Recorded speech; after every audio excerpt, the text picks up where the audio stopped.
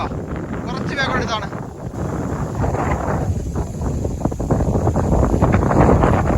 അങ്ങനെ ഇങ്ങോട്ട് പിടിക്കല്ലേ, ഇവിടെ കല്ലുണ്ട്.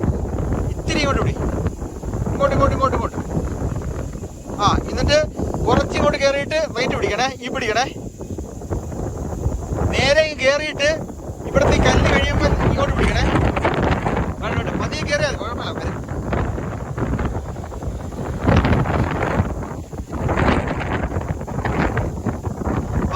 പതിയെ കയറി വരും.